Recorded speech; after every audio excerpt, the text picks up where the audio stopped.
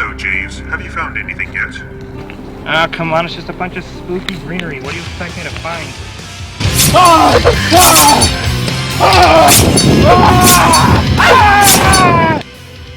Well, ladies and gentlemen, we've reached the last story in this series review.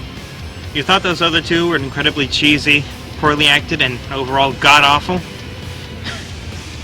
You haven't seen anything yet. This is Pleasant Screams.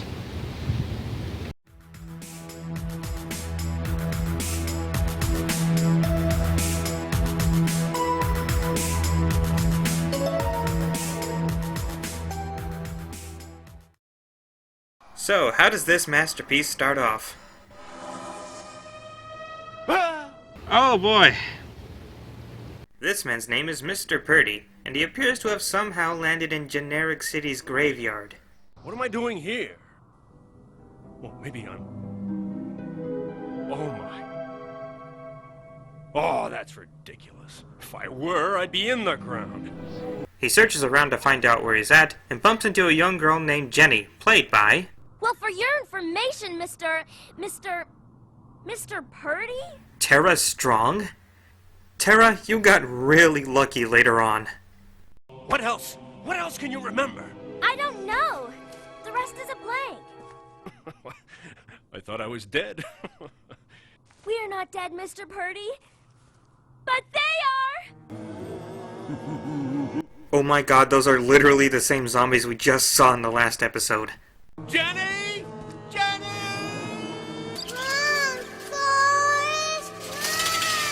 They eventually find a gate nearby, but they have no way to open it, as apparently all they have is a prop shovel. Mr. Purdy? Hey! Hey! Hey! Hey! Hey! Why, hello! Make him open it. Listen, Buster. I lift weights, you know? I'm sorry, are you a grown man actually trying to intimidate this kid-like figure? Stop acting so insecure and push the little bastard. Slender Boy here evidently senses his insecurity and throws the key over the fence. Who are you? Hey! Don't worry, Jenny. I'm right behind you.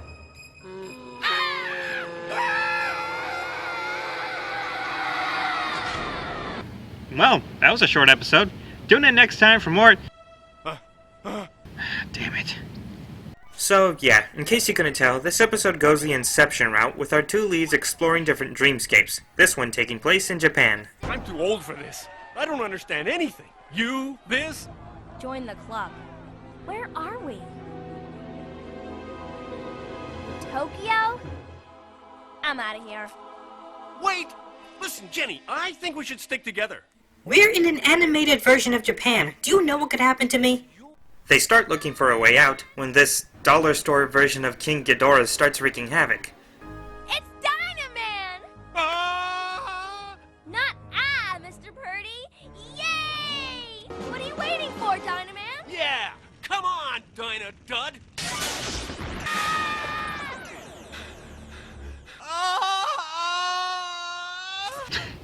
You know, it's amazing how clearly these voice actors don't give a shit. It's him! The same! Bad dream. Really bad dream. Do something!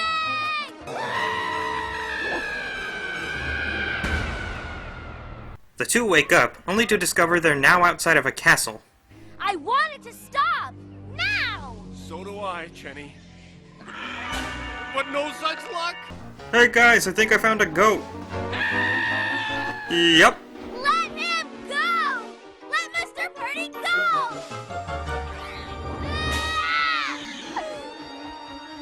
On second thought, go ahead. He's all yours. Wow, what a bitch. You know what, I think I will take you. Jenny! Jenny! Ah, the heck with it. She's a tough kid.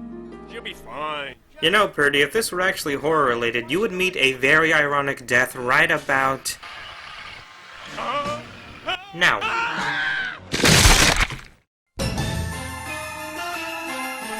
Unfortunately, he isn't killed off in a hilarious fashion, but we do get another goat scream. He manages to make it inside the castle, and...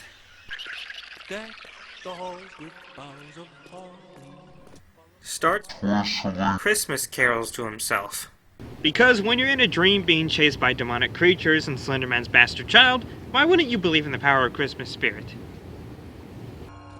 Well, a knight in shining armor. Thanks.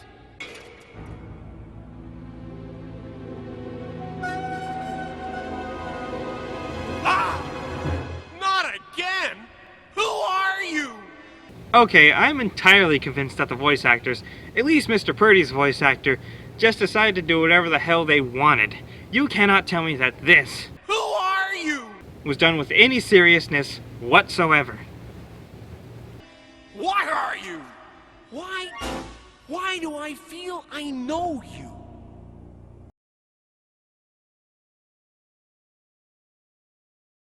Answer me! Never mind. Yeah! Ah! After unsuccessfully trying to fight Slender Mannequin, Purdy runs away. He eventually finds Jenny and the two escape, only to be thrust into another dream, this time in a swamp-themed area.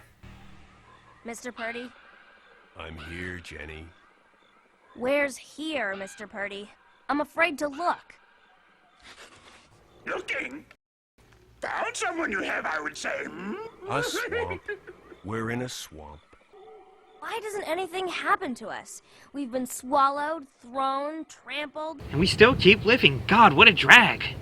So the two of them, oh wait, I mean the little child and not the fully grown adult, rows them down the river when Purdy comes to a conclusion. Wait a second. Wait a second! That's it! What? That's why we don't remember anything but our names. It all makes sense. Yeah. Nothing happens to us because this isn't real. Jenny, this is all a dream. No shit. Also, Blob Thing. That's there. Purdy, trying to comprehend this stunning revelation, insists that it's Jenny dreaming all of this. This is all you're doing, isn't it? This is your dream. Give me a break. You're not putting me through another second of this. Wake up! Yeah, because it's not like you're an older person with more life experiences and possibly scarring memories that could haunt you and manifest themselves in some way. I'd say you should have your own Silent Hill game, but... yeah, I'm not gonna make that joke. It's too soon. The Blob Thing eventually tries to attack them, but they find safety in a nearby cabin. Is it me, or are we getting used to this? Kinda. You know, if I had one good thing to say about this episode, it'd be that there's actually this sort of campy humor that just shows up every now and then. It's almost as if the writers purposely made the episode cheesy because they knew how bad it was going to be regardless. No offense to the writers, of course, it just makes sense to me. The two look around the cabin and ponder what's going on when Jenny is attacked by this, thing? I need something. Well, that's okay, Jenny. Just slip the tombstone off of you and... Uh-oh, Mr. Purdy! well, damn. Bye. Purdy grabs the handle and tries to fight the creature, only to have the wood snap once again. But that doesn't stop it from somehow withstanding the crushing pressure of gears as it stops the buzzsaw. Ew. Anything else, dear? Or does it? No, she's alive. Though the stick breaking would have made more sense. You know, all these long phallic objects being broken seems to be a recurring theme in this episode. Maybe this is all Mr. Purdy's dream. Perhaps the constant breaking of these stick-like objects represents some sort of emasculation that once occurred in his life. That could be why he was so threatened by the little Slender Mannequin and bragged about lifting weights, despite him being a total wuss about everything else. Maybe. Just maybe. Now I know why the faceless guy didn't show up. What? This is a dream. His dream. He's the one who's been doing all this to us. It's all Slender Mannequin's dream. Sure, why not? It's not like my theory made any more sense. Again and again and again. Putting us through this never-ending torture chamber. Who are you? Who are you? He's gotta be someone we know, Mr. Purdy. Someone we weren't nice to? Obviously. Someone we were mean to? I'm following you. Someone we tortured? Oh my! Daryl Craigman! What? I remember! I'm a teacher! Yeah? I'm in your class. Yeah? And so is Daryl Craigman! Figures, you little twerp! Sleeping in my What? class again, eh, Mr. Craigman? So, as it turns out, Daryl Craigman was a student in Mr. Purdy's class who had trouble paying attention and wanted to transfer. Rise and shine, Mr. Craigman. Did you have a nice snooze? Sorry, sir. Well, sorry, sir. Doesn't cut it, mister. Daryl's gonna get it. I tried to transfer to a creative writing class, Mr. Purdy. No one transfers out of my class, mister. No one! Gee, I can't imagine why. Mr. Purdy? Mr. Purdy? Mr. Purdy? Tokyo? Daryl's falling asleep again, Mr. Purdy! What? Mr. Purdy! No! Not again! So he somehow caused all the nightmares that, as it turns out, actually were all in Mr. Purdy's head. Which means my theories might still be true. I don't really give a shit, though. Oh. And so, Purdy lightens up, transfers the kid, and whistles some more Christmas carols to himself. Why? I don't know, and I don't care. This episode sucked! The characters were shitty, the animation bland as usual, the plot non-existent, and the voice acting, oh god. Okay, so that goat scream was kind of funny, right? It was just so out of nowhere, so unexpected, it got a chuckle out of me. Do you know how many times that voice clip was overused? Well, let's see. In fact, let's see all the voice clips that were so lazily overused.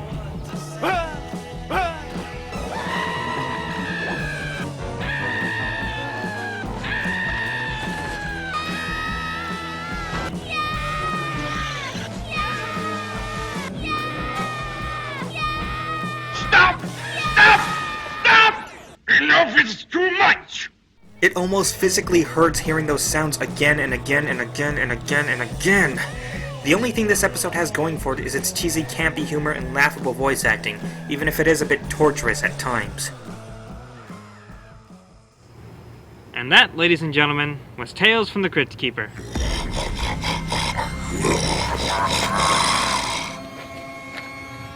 Can you feel your mind wasting away? Can you feel the shit seeping in? The anger gnawing at your sanity? Nope. What? Yeah, in all honesty, it wasn't that bad. Are you freaking kidding me? Yeah, I thought it was alright. When you think about it, the HBO show's setup was actually perfect to adapt for a kids show. The HBO Cryptkeeper may have been too much for kids to handle, but there's no doubt that the character's always had this odd charm to him, such as the different scenarios he's in, and the way he incorporates the scenario into his wordplay. Now I know how a lot of people feel about puns, but they do arguably work well with a young audience, and are mostly simple to understand. So I guess they're not too bad. Make the Cryptkeeper and his puns more child-friendly, and you've got the right host for the show. Another thing the cartoon also took advantage of was the fact that the Cryptkeeper now had functioning legs, meaning that we could now see more of the fabulous mansion he lives in. Though, I'll admit it's rather lackluster here. There was also one nice addition to the series that gave some decent amusement, and that was with the second season's introduction of the Old Witch and the Vault Keeper, the two other hosts of the EC Comics horror series. What I like about their inclusion is that it's based off the original concept of the hosts being rivals, and in the cartoon they all constantly compete for the position of host, and I love that idea. There's some awesome things that you could do with that, but unfortunately what they do is decent at best. After looking at these episodes, that's pretty much how I can sum up the whole series. The writing wasn't great, the voice acting was often laughable, and the animation ranged from acceptable to oh my god, how could you let that air? But overall, I did find it rather entertaining, and there's no doubt that its targeted demographic, little kids, will find it entertaining as well. For the 2 seasons it had, Tales from the Cryptkeeper was very, very decent, and if you're in the mood for a trip down nostalgia lane, or just some enjoyably bad moments, then I'd say give it a watch. Well, on time use, I made it through the worst and I'm still fine. Can I go now? You will release us. There is no escape.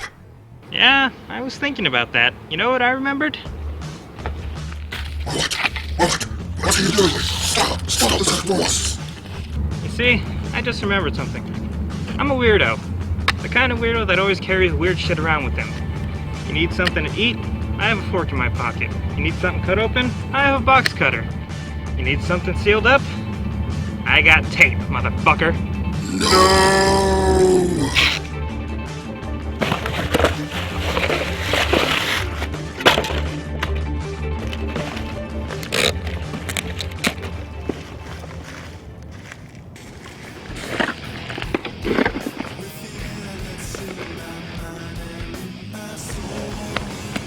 You will pay for this cheese. Oh, good. Oh, God!